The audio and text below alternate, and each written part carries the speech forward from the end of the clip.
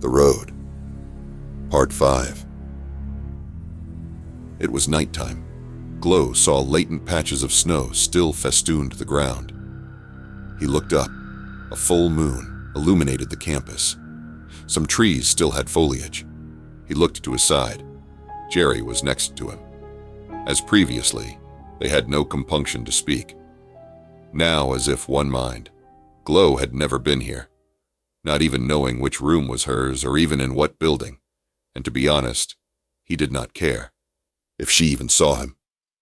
On an impulse, he took a leap and was astonished. He was flying, immediately finding himself being awash in an exhilarating and ecstatic sensation. They were as birds, soaring through the air, weaving between trees and buildings. They would arc up at a dizzying speed and then hurtle down, swooping around a building or tree. A few people were walking about, but it was as if they were invisible to them. They lost track of time, being absorbed in the total and complete exhilarating freedom they were experiencing, as if they were in a dream, a lucid one. They were in complete and total command, able to do whatever, whenever they wanted. There was no sensation of cold or any discomfort, only the joy and exhilaration that came from soaring, unhindered above the campus. Beth sat in a state of silent reverie, enjoying the night, enhanced with the peaceful silence of the campus. She had loved birds since a small child, from an early age having an immense talent for drawing them. She loved watching them, often for hours, becoming absorbed in their beauty and behavior. This pastime followed her to college, where she installed a bird feeder on the edge of her 5th-story window. Attached to the feeder was a motion detection device, which, when activated, would capture a picture of the bird.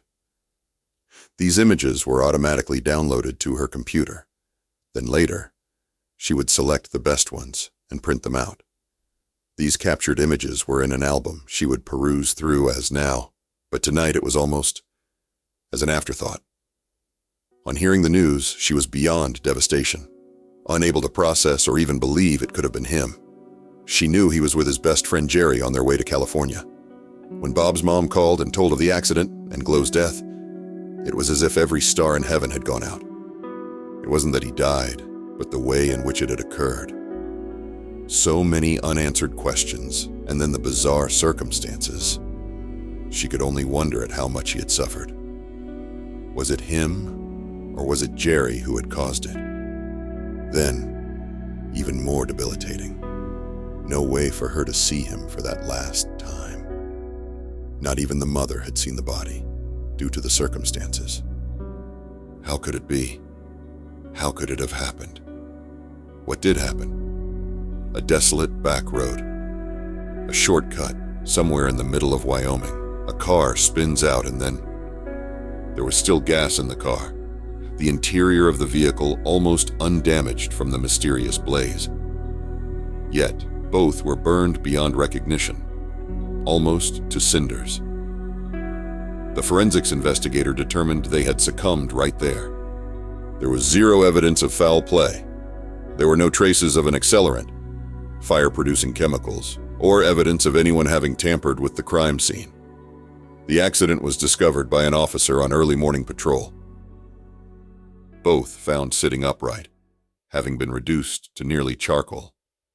The medical examiner was mystified and concluded they had to have been victims of spontaneous human combustion. Either that, or a match was lit between the two, and they somehow had immolated themselves. It was a total mystery. This was the most agonizing aspect of the entire affair. The not knowing. The gnawing, unsolved nature of the incident. After this, she was reduced to staring out her window, or trying to take solace with her birds. But even this offered only scant relief from her agony. At the funeral, not many showed up.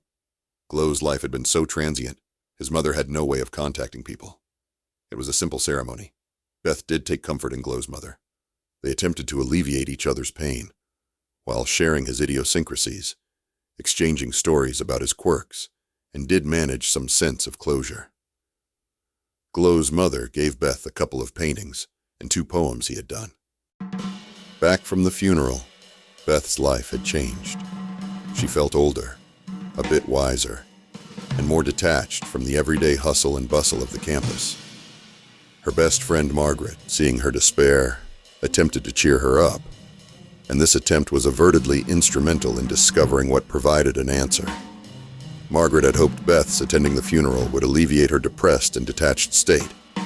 There was a bit of improvement, but Margaret saw Beth was still totally demoralized by the death of Glow. Margaret knew. One of Beth's favorite pastimes was observing and taking pictures of birds. She made a move. It was 10 o'clock on a Saturday morning. No class. She came over with a beautiful small book on tropical birds that Margaret knew Beth did not have. She brought her boyfriend Tom, who Beth knew well. He was a funny and outgoing theater arts major and was exceptional at cheering people up. Knocking it was a dull come-in. On entering, Tom offered the obligatory condolences. Margaret handed her the book. Beth smiled, accepting it, trying to be as upbeat as she could. Tom immediately let out a wow on seeing all the photos of birds on her wall, then pointing at the automatic camera setup on her window. He walked over, looking at the camera and attendant computer setup. Beth, seeing his interest, let out, "That's where those pictures on the wall came from. But for the past few days, with the events, I have not had a chance to look at any new captures for a while." Tom, attempting to cheer her up, let out with "I have a feeling there is going to be a really special gem, maybe a rare bird on here." Beth gave a half-hearted grin. "Well, it would be nice, but right now..." She did not finish the sentence. He began moving the mouse. He turned. "It's the icon with the little camera?" Beth gave a half-hearted smile. "Yes, but at this time of year I doubt anything will have been captured." Tom clicked on the icon. "Whoa!" He gave a quick turn of his head. "We have a winner, not 1, but 3. Margaret, trying to be upbeat, looked over, giving a "that's nice." Tom opened the 3 icons. As they opened, Beth and Margaret came over to take a look. On looking, it was 3 common ordinary birds at the feeder. 2 during the day and 1 at night. The hoped-for uplift wafted off. Beth and Margaret went back to sitting on her bed, where Beth was showing the items she'd received from Glow's mother. Tom, meanwhile, busied himself with the 3 pictures, trying different tints and photo-enhancing tools. Meanwhile, Beth looked into Margaret's eyes. "It's just, I can't let it go. The way it happened." "I know," said Margaret in a hushed voice. "It's just too weird. Who ever heard of someone just catching on fire, much less 2 at the same time?" Beth shook her head. "That is what confuses me. Both of them at the same time." Tom shouted out, "The bird shot the night one? I put a glow around it. It looks so cool. This is an awesome photo-enhancing program." The 2 women ignored him. Margaret whispered, "Do you think someone did it?" Beth gave her a serious look, grabbing her hand. "Well, what would you think?" She paused. "At the funeral, I found out from his mother the police asked if he, or Jerry, collected wood carvings. She, of course, asked why. Apparently they found remnants of what appeared to be ironwood. She told them, not as far as she knew." She leaned in closer. "Then at the funeral, I had a feeling he was there. It's hard to describe, it was so real." Margaret leaned in closer. "What?" Beth let out her breath. "I don't know. It was almost like a cry for help, but at the same time, it was like he wasn't there.